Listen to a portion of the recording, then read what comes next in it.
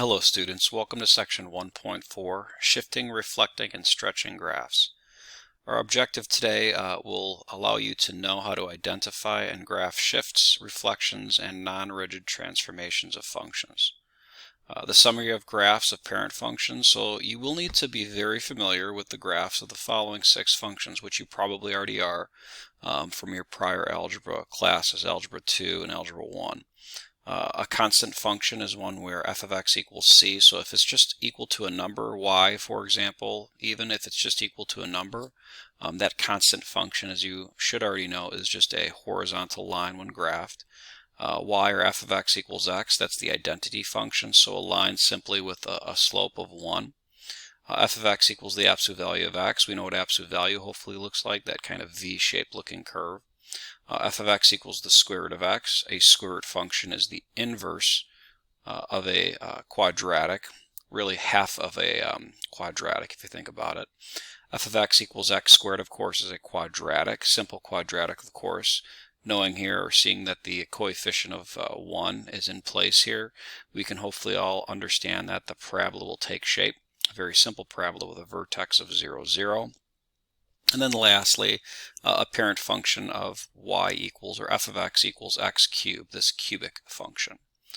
We'll move on, applying all these in different ways. Vertical and horizontal shifts. So I'm going to ask that you all use your graphing calculator to take a look at y sub 1 equals x squared. On the same viewing screen, I'd like you to also take a look then at y sub 2 as x minus 4 quantity squared. You should notice that this function is a shift 4 units to the right. So take a moment and do that. In other words, you can also note f of x minus 4 kind of separately. That's another way to kind of notate this. This is again a shift 4 to the right. If you repeat this for y sub 3, in other words x plus 4 quantity squared, you'll see a shift to the left 4. Y sub 4 equals x squared plus 4. This should show a shift up 4. And then lastly, y sub 5, x squared minus 4, a shift down 4. All of those transformations, and that's what they are generically speaking depicted down below. So the following transformation changes in the graph of y equals f of x will produce the stated shifts in the graph of y equals f of x. So plus c simply added to f of x, that's a shift up c. Minus c is a shift down c. X minus c in parentheses, be careful, that's shifting to the right, horizontal shift. And then x plus c in parentheses, be careful, that's a shift left c units. For the first example, we're going to go ahead and take a look. It says f of x, given that function x cubed plus x, describe the shifts in the graph of f generated by the following functions. So here's your cubic function.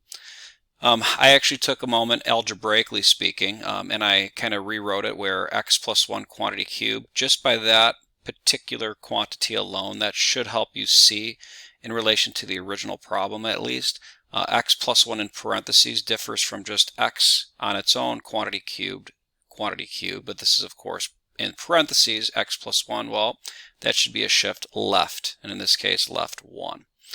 What I also noted here is that x plus 1 in parentheses, with the parentheses, okay, how does that relate back to the original f of x function? Well, not surprisingly, hopefully, it should highlight the same exact transformation. So this quantity is a shift left 1, as is this quantity. And because these two are identical, overall, that's the only transformation that we're observing here. And you can graph it to make the same observation. In part B, I didn't change the function algebraically, nor did I attempt to. I actually argue that if it's not as easy to manipulate just by looking at it or moving some terms around, that kind of thing, that you just graph. Some functions are easier to work with than others algebraically.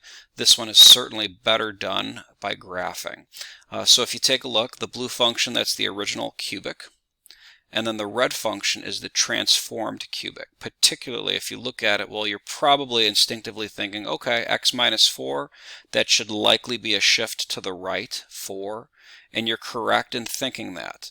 However, you can't easily manipulate that last part of the new function, this h of x function, nor is it easy to see the relationship between the original f and this new h.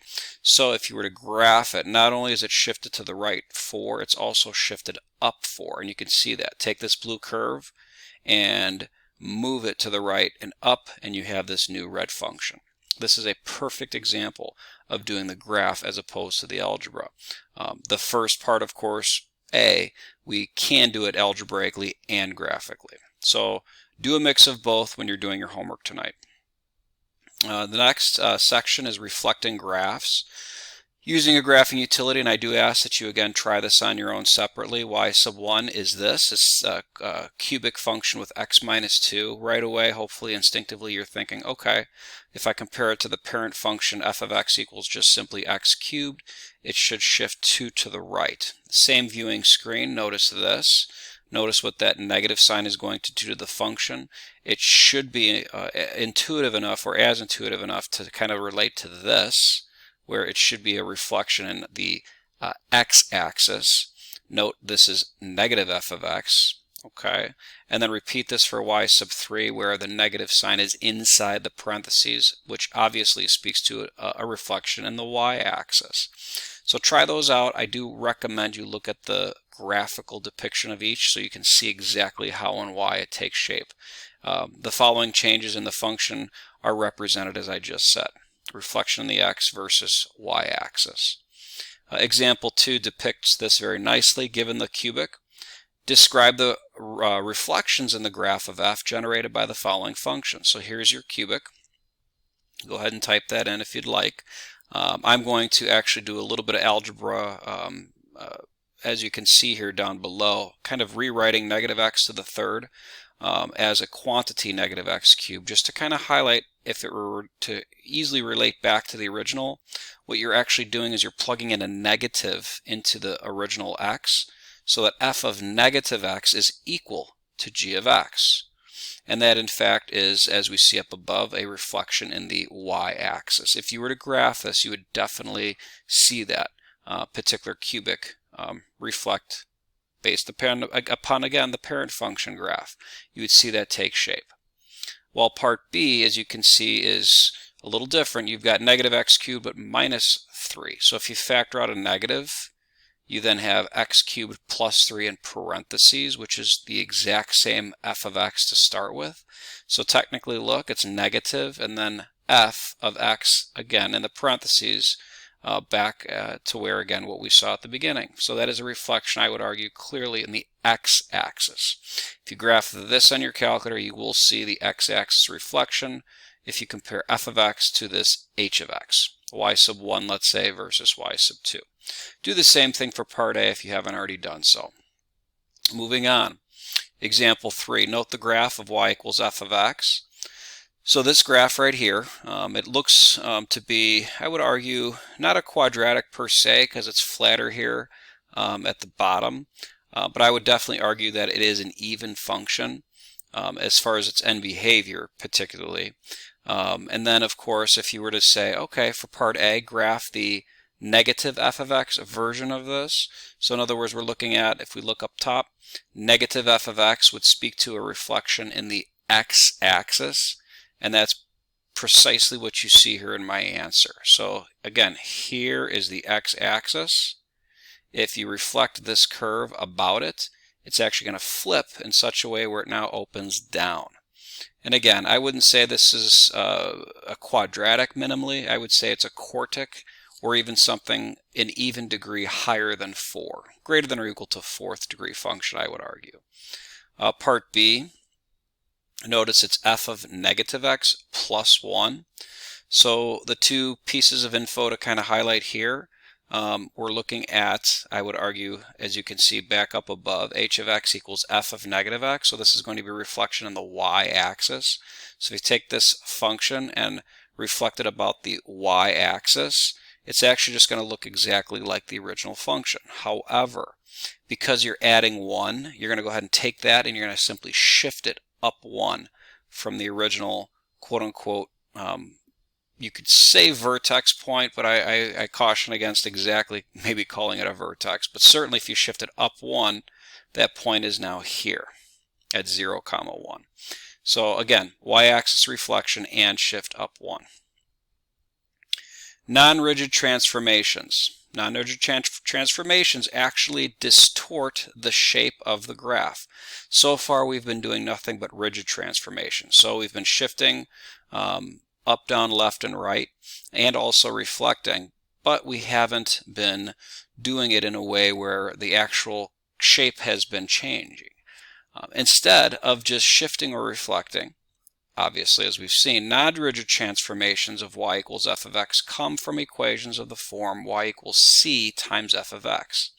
If c is greater than 1, then there is a vertical stretch of the graph of y equals f of x. If c is between 0 and 1, then there is a vertical shrink. Imagine taking a function and pulling it like so. That would be a vertical stretch, or a vertical shrink, pushing it in as such. Now you got to be careful with a vertical stretch or a shrink.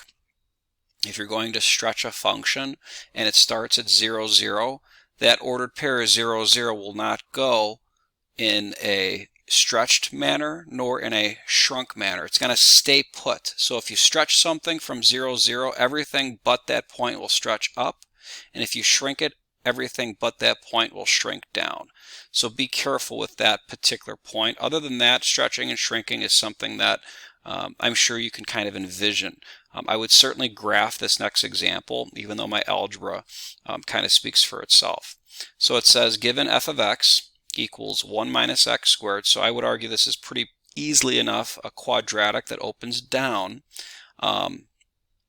And it just so happens to have the ordered pair 0, 1 as its vertex. So describe the graph of g, which is 3 minus 3x squared. Well, I would argue something pretty clever here to ingeniously do would be to factor out a 3. When you factor out a 3, you actually have the exact same original f of x, so it's really 3 times f of x, and you might see that notation in your homework, but c times f of x is another way to kind of put it. Of course, c, because it's 3, which of course is also greater than 1, this particular function would be a vertical stretch. Please graph this and take a look how the two graphs compare, and you will see a vertical stretch in comparing g to f.